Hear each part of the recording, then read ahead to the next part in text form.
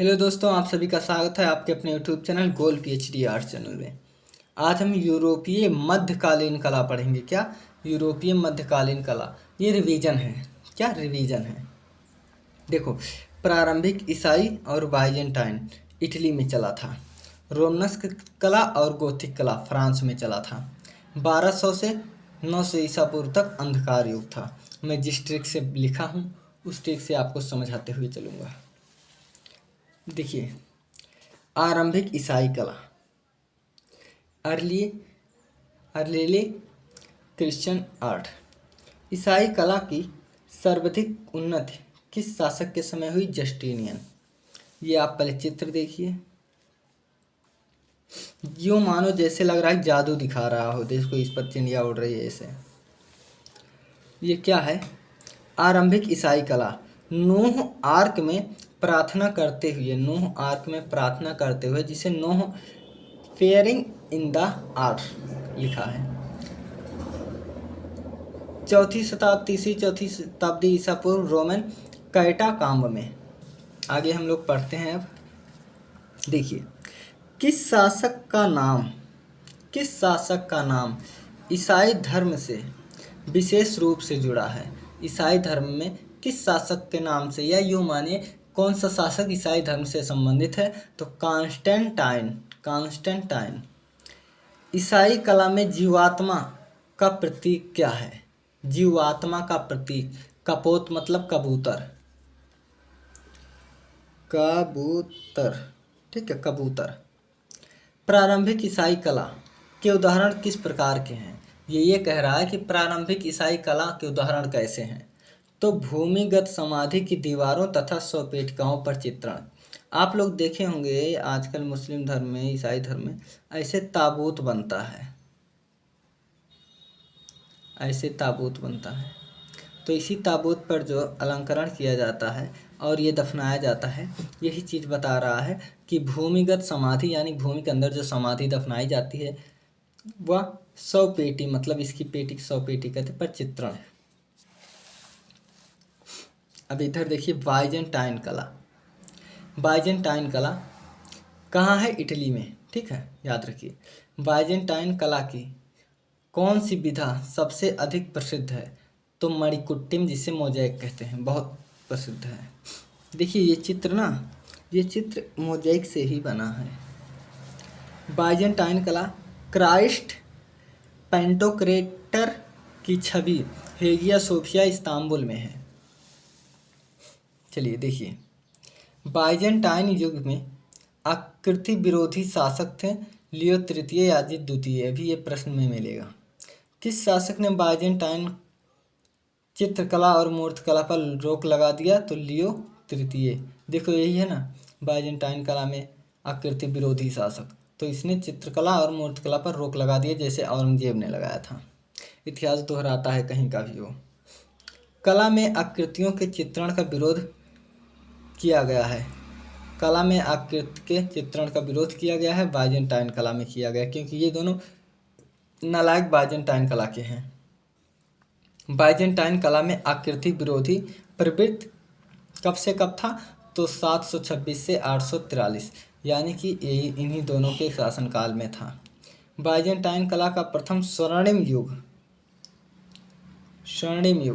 किस सम्राट का है? तो जस्टिनियन। क्या? जस्टिनियन। चलिए देखिए, ईसाई प्रार्थना गृहों की वेदी पर कौन सी आकृति अधिकांश स्थापित की जाती है? ईसाई प्रार्थना गृहों की वेदी पर कौन सी आकृति अधिकांश स्थापित की जाती है? तो ईसा की सूली। कौन? ईसा की सूली।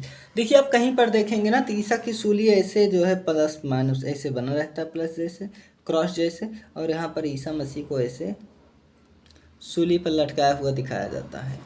तो ये हर जगह होता ही पूछ रहा है कि ईसाई प्रार्थना गृह में की वेदी पर कौन सी आकृति सबसे अधिक स्थापित है? तो वही है ईसा की सूली। बाइजेंटाइन प्रार्थना गृहों का पूर्ण विकास किस रूप में हुआ है? तो क्रॉस आधारित भूविन्यास। ये क्रॉस ही तो है, अड़ी पड़ी रेखा क्रॉस ही तो है। बाइजेंटाइन मूर्ति शिल्प पर किस शैली का विशेष प्रभाव था? बाइजेंटाइन मूर्ति शिल्प पर किस शैली का विशेष प्रभाव था?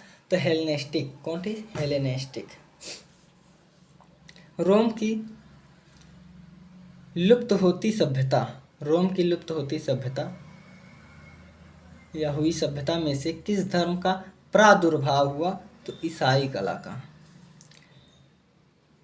प्रतिमाकृतियाँ, जिसे आयकॉन कहते हैं, का संबंध विशेष रूप से किससे है? तो काष्ठ तथा हाथी दांत फलक से। किससे? काष्ठ तथा हाथी दांत फलक से।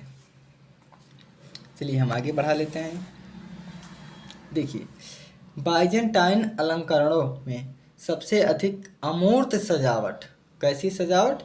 अमूर्त सजावट किससे की गई है? कूफी लिपि से। कूफी लिपि से। सम्राट जस्टिनियन द्वारा रोवेन्ना के सान वाइटल, कहाँ? सान वाइटल चर्च में मणिकुट्टिम का कार्य कब से कब तक कराया गया? तो 546 से 548, यानी 2 साल के मध्य। ईसाई धर्म में मयूर किसका प्रतीक है? ईसा मसीह के अमरत्व का। देखो, कपोत किसका था? कपोत मतलब कबूतर था, किसका? जीवात्मा का। यहाँ एक है मयूर है अमरत्व का। कारोलिंजियन पुनरुत्थान किससे संबंधित है? तो ये संबंधित है पुस्तक चित्रण से। इंटेलो क्रेटन शैली कहाँ उत्पन्न हुई थी? इंटेलो क्रेटन शैली कहाँ उत्पन्न हुई थी? क्रीट में। अब आगे देखिए,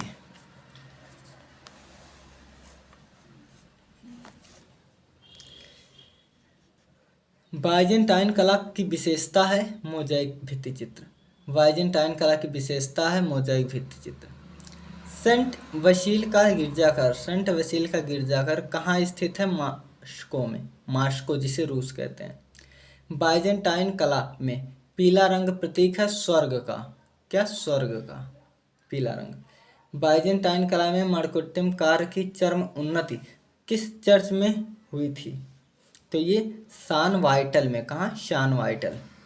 बाइजेंटाइन कला की श्रेष्ठ दूसरी बड़ी इमारत हेगिया सोफिया इस्तांबुल में है। हेगिया सोफिया गिरजाघर इस्तांबुल। आगे देख लेते हैं। मणिकुट्टिम पद्धति में किस वस्तु का प्रयोग किया जाता है? तो संगमरमर के टुकड़े का प्रयोग किया जाता है। संगमरमर के अलावा कांच के रंगीन टुकड़ों की चित्रकारी किस कला में प्राप्त होती है? तो बाइजेंटाइन कला में। किस कला में? बाइजेंटाइन कला में। चलिए देखिए, बाइजेंटाइन कला के द्वारा निम्न में से किस प्रकार की विषय वस्तु चित्र हेतु चुनी गई है? बाइजेंटाइन कलाकारों के द्वारा निम्न में से किस प्रकार की विषय वस्तु चुनी गई है? तो धार्मिक।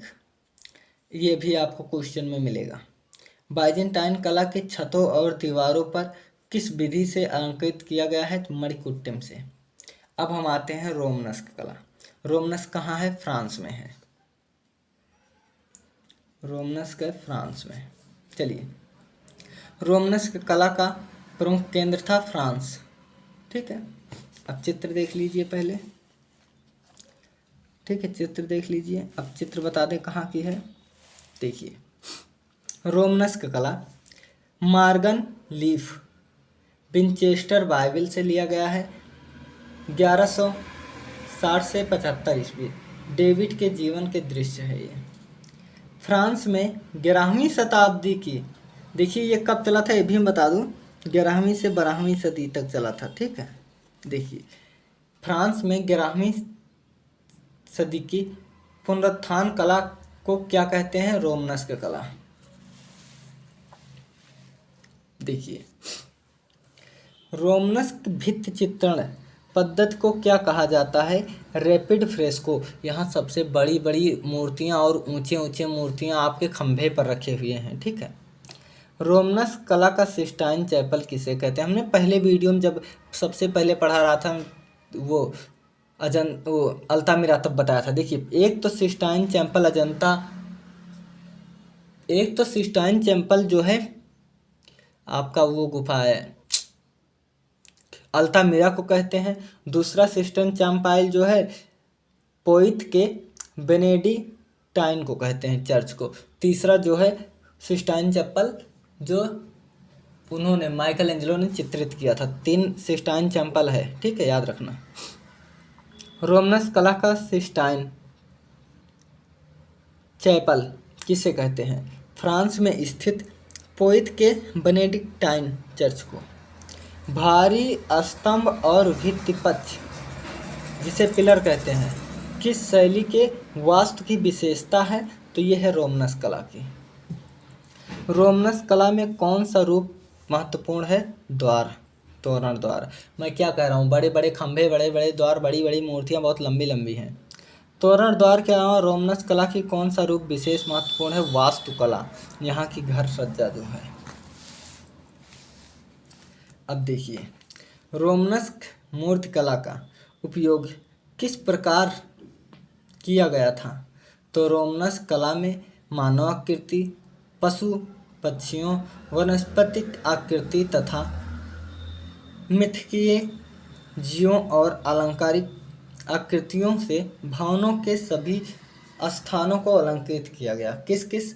रोमनस कला के मानवीय आकृति, पशुओं पक्षियों, वनस्पतिक आकृतियों तथा मिथकीय जीवों, अलंकारित आकृतियों से भवन के सभी स्थान अलंकृत किए गए। अब हम फिर देखते हैं गोथिक कला कहाँ चला? फ्रांस में। देखिए, गोथिक कला का आरंभ कब और कहाँ हुआ? गोथिक कला 12वीं सदी, फ्रांस में। ये गोथिक कला आपका 12वीं से लेकर 15वीं तक चला था, ठीक है, 15वीं सदी तक। तो गोथिक कला का प्रारंभ 12वीं सदी। ये देखिए, हमने क्या कहा कि बहुत लंबी लंबी मूर्तियां हैं, पिलर के पास खड़ी हुई हैं। आगे देखिए, गोथिक कला the western royal portal at Chartres cathedral 1175। Gothic शैली किस कला रूप से मुख्यतः संबंधित है? गोथिक शैली किस कला रूप से मुख्यतः संबंधित? तो वास्तुकला, भवन निर्माण जिसे कहते हैं। गोथिक दरवाजे तथा खिड़कियां किस आकार में है? लंबे नुकीले, ठीक है। देखिए, गोथिक दरवाजे व खिड़कियां का शीर्ष भाग कैसा है? तो हमने क्या कहा? नुकीला मेहराब बना है, लंबा लंबा नुकीला। गोथिक चित्र शैली की मुख्य विशेषता है रंगीन कांच की खिड़कियां, जिसे रंजित कांच की खिड़कियां कहते हैं। हिंदी में, इंग्लिश में स्टैंड ग्लास विंडो।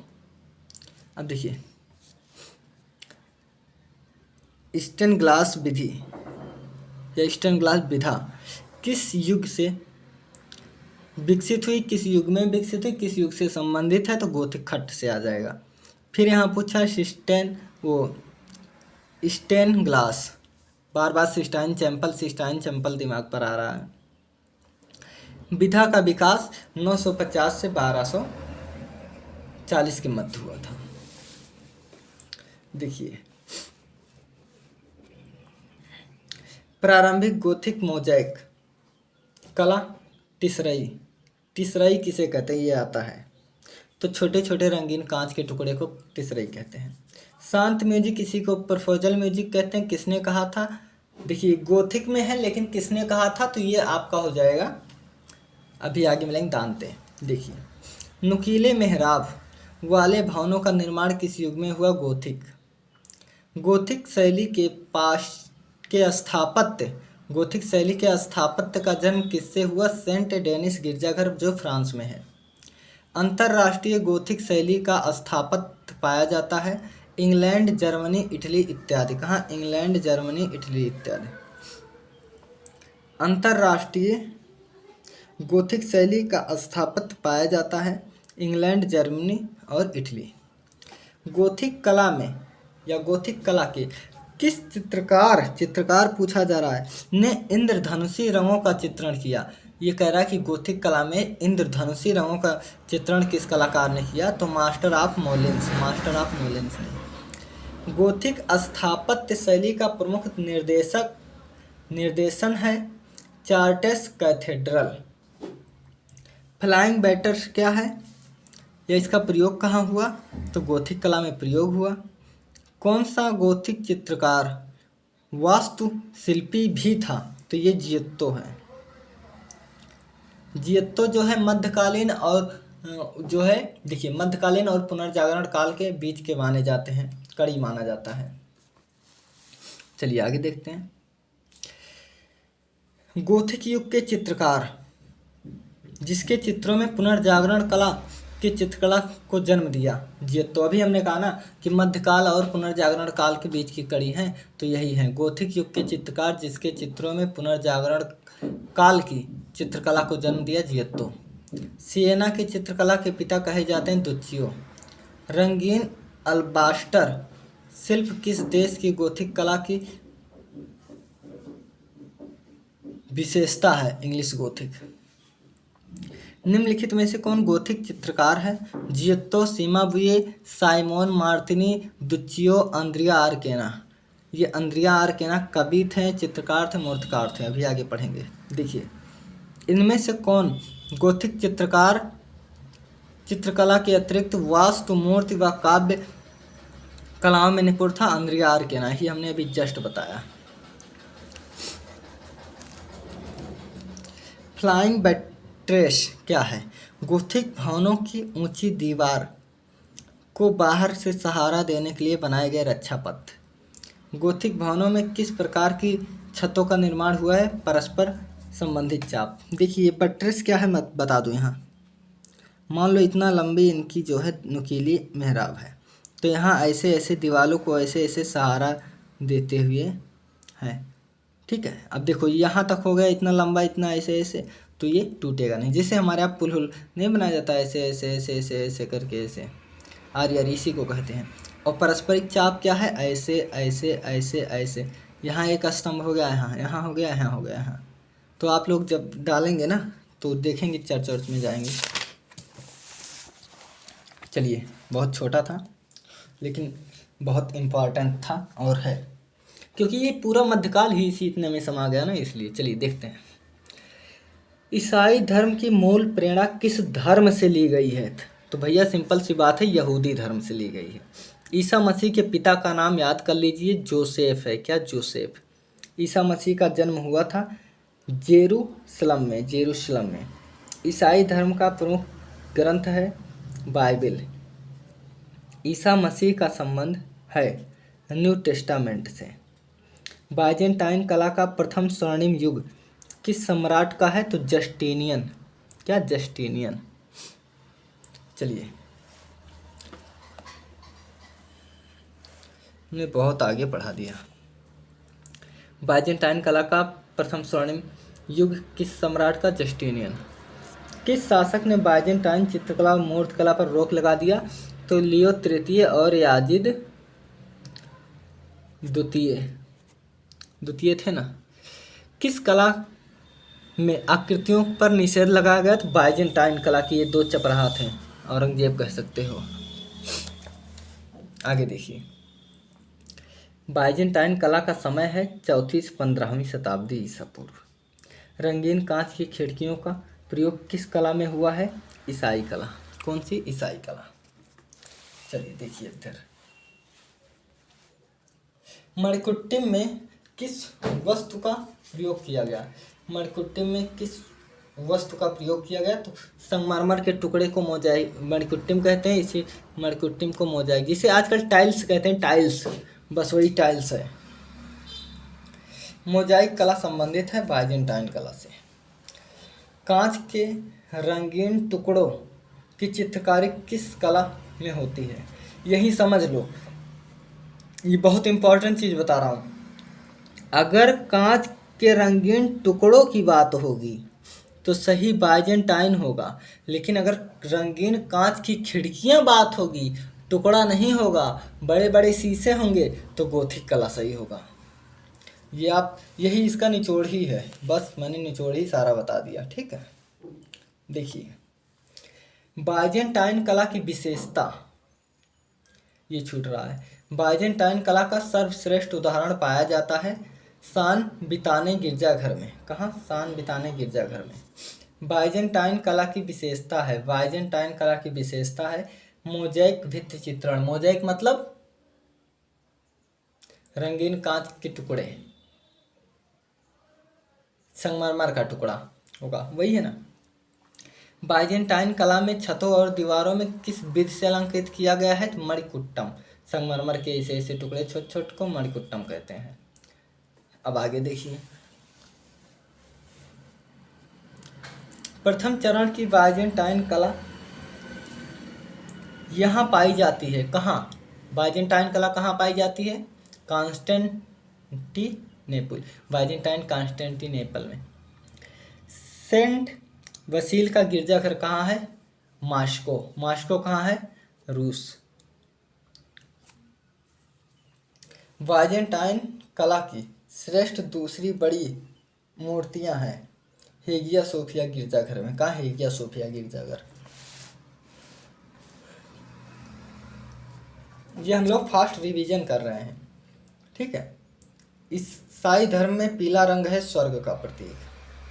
मणिकुट्टम किस शैली की देन है? बाइजेंटाइन कला। हम लोग कब से पढ़ रहे हैं? मोज़ेक, मणिकुट्टम, टिसरई। बाइजेंटाइन कला द्वारा किस प्रकार विषय वस्तु चित्र चुनी हुई है? तो धार्मिक। हेगिया सोफिया गिरजाघर स्थित है इस्तांबुल में। ईसाई धर्म के प्रार्थना भजन संग्रह सभा को कहा जाता है साल्टर।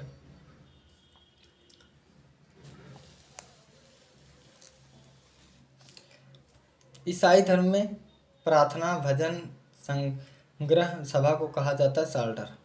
चर्च की वेदी पर स्थापित किए जाने वाला चित्र को अल्टर पीस कहते हैं। क्या? चर्च की वेदी पर, जहाँ मुख्य वेदी होता है, वहाँ जो चित्र स्थापित किया जाता है उसे कहते हैं क्या? साल्टर पीस। और देखिए, गोथिक शैली का आरंभ होता है फ्रांस में। कौन सा?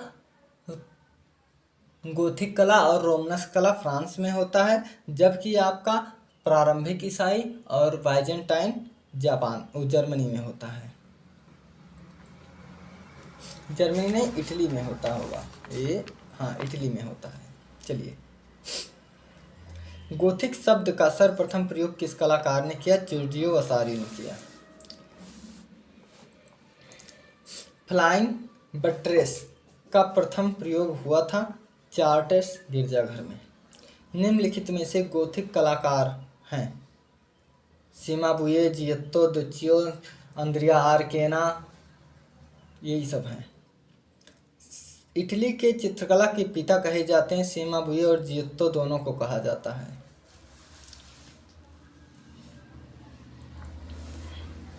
जियोत्तो था चित्रकार वास्तुकार दोनों था।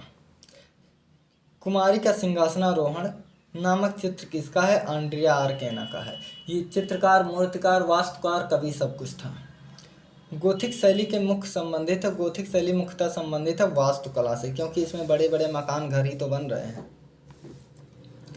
गोथिक भवनों की मुख्य विशेषता है रंगीन कांच की खिड़कियां। हमने क्या कहा कि देखो, अगर रंगीन कांच की खिड़कियां होंगी तो तुरंत गोथिक सही होगा, लेकिन रंगीन कांच के अगर टुकड़ा आ जाएगा तो सही क्या होगा? तो बाइजेंटाइन कला सही होगा। ईसा मसीह का 230 ईसा पूर्व का सबसे प्राचीन पोर्ट्रेट कहाँ पर है? तो ये है सीरिया के शहर दुरा यूरोस में। ठीक है दोस्तों, अब आप लोग अपना ख्याल रखना। Thank you for watching this video. Take care.